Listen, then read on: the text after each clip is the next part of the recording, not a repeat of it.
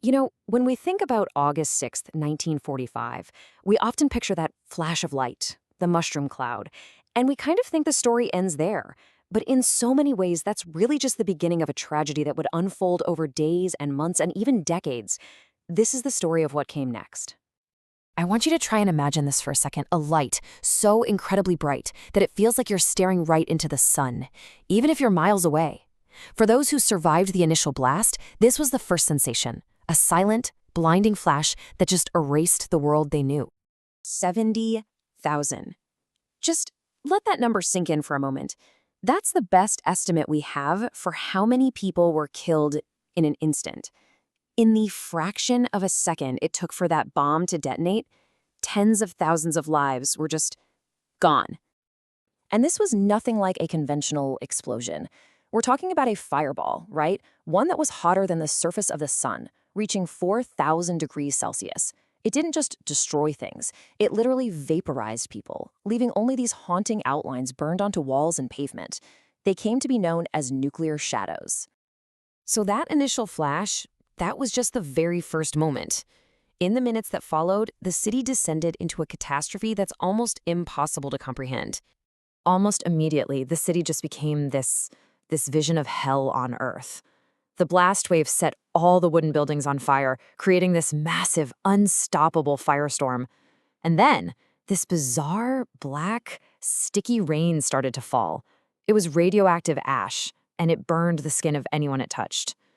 People, desperate, ran to the rivers to try and escape the flames, but the rivers themselves were on fire, choked with the bodies of others who had the same idea. And the people who survived, they moved like ghosts through these smoldering ruins. Their clothes had been burned right off their bodies. So many of them were seen holding their arms out, kind of up and away from their bodies, just to keep their burned skin from touching itself. Imagine that pain. It was this shared, silent gesture of complete agony. You'd think that would be the worst of it, right? The blast, the fires. But no, the horror was far from over. For those who survived all of that, a new, totally invisible enemy was just about to show its face. 28.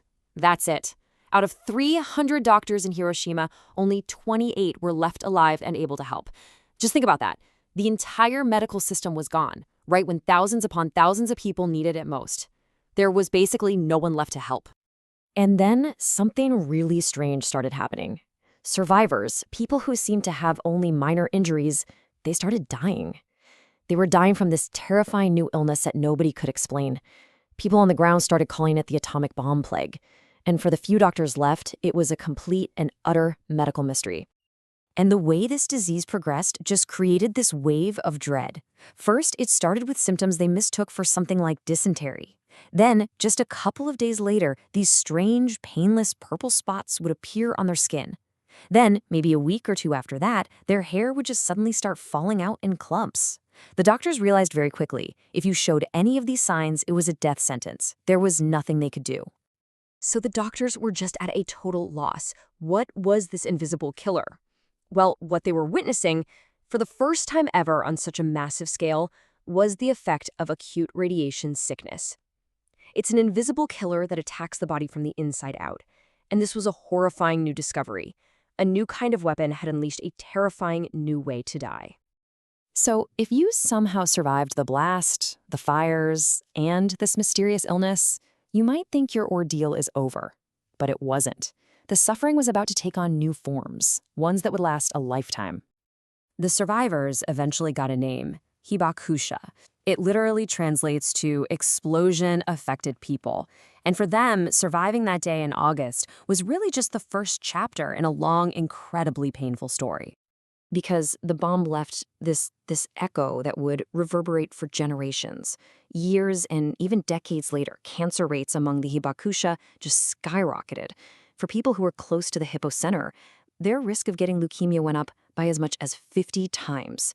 And of course, the psychological trauma, well, that's a burden they would carry with them every single day for the rest of their lives.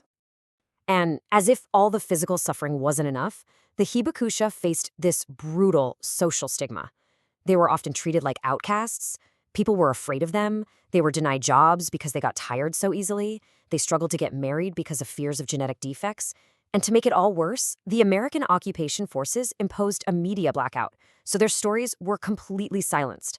Many of them said they felt like laboratory rats, just being studied, not treated like human beings who had gone through hell. But here's where the story takes a turn. Because out of all this unbelievable destruction, something really powerful started to emerge. The city and its people found a new purpose, and they created a lasting message for the entire world. I mean, the transformation is just astonishing.